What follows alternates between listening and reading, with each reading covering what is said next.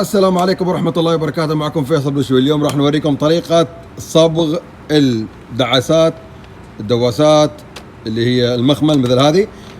طبعا إذا كنت تبي تغير اللون فقط أو كانت عندك بقع ما تروح، حاولت معها بنزين بترول أي نوع من المنظفات وما راحت البقع، في أصباغ طبعا تتوفر من شركات عديدة اللي هي فاينل اند فابريك بينت، أصباغ لداخلية السيارة للبلاستيكات وأيضا للمخمل. طبعا في منها ألوان كثيرة. اليوم راح نوريكم الطريقة، وقبل لا نبدأ لا تنسوا الاشتراك في القناة والضغط على زر الجرس علشان يوصلكم كل جديد، وإذا عجبكم الفيديو لا تنسوا اللايك ونشر الفيديو. تقدر تغطي المكان اللي ما تبي يجي عليه الصبغ، مثلا تقدر تغطي هذا أو تقدر تغطي البلاستيك هذا. أنا راح أرشه كامل، وأنت عندك الخيار أنك تغطي أي منطقة ما تبيها، ما تبي الصبغ يجي عليها. أول شيء تستخدم المكنسة وتكنسه بشكل ممتاز، ومن ثم تستخدم أي منظف داخلي أو منظف عام وتنظف فيه الأرضية باستخدام الفرشاة، وآخر شيء المنشفة، لو تقدر تغسله بعد بيكون أفضل، وتخليه ينشف 100% قبل لا تبدأ عملية الصبغ. طبعا ما تحتاج أي أساس للقماش مثل هذا، على طول راح نستخدم الصبغ، نحتاج فقط الفرشاة. راح نوريكم ليش. هذه عملنا لها كنس ونظفناها وغسلناها، البقع هذه حاولنا فيها ما راحت، راح نصبغ. بنختار اللون هذا، عادة الألوان تكون هذه ممتازة، خاصة اللون الغامق على الفاتح راح يغطي لك كل العيوب.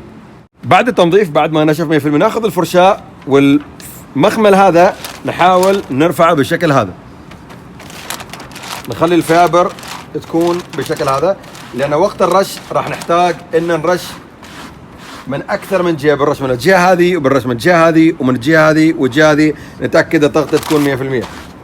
بعد ما جهزنا كل شيء ترج العبوة. بعد ما رج العبوة الآن نبدأ نرش من مسافة 15 سنتي بالشكل هذا، ما نكثر من الصبغ.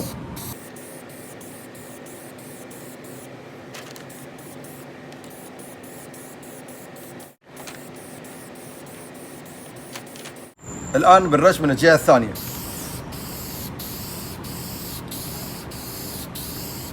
دائما كل بين فترات رج العبوة.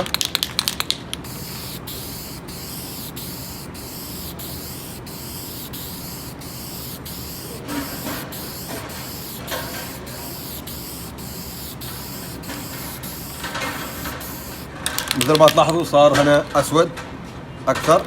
بنكمل هنا.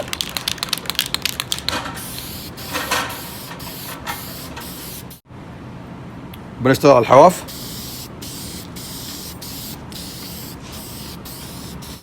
والوجه هذا والشكل هذا.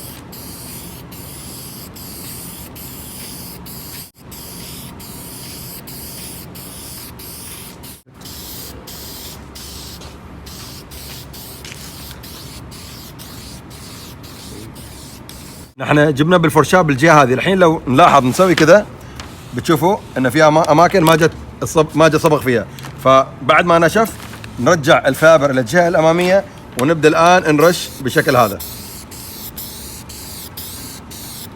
كذا خلصنا. مهم جدا لما ترش المخمل مثل ما ذكرت انك تحركها بالجهه هذه مثلا، وترش كذا وترش من الجهه الثانيه. الفابر هذه القماش هذا ما راح يتغطى فقط من جهه واحده، فتحتاج تجيب من 4 اوجه. وشيء ثاني انك تحركه كذا وكذا، طبعا ينشف بسرعه، الصبغ في المخمل ينشف بسرعه.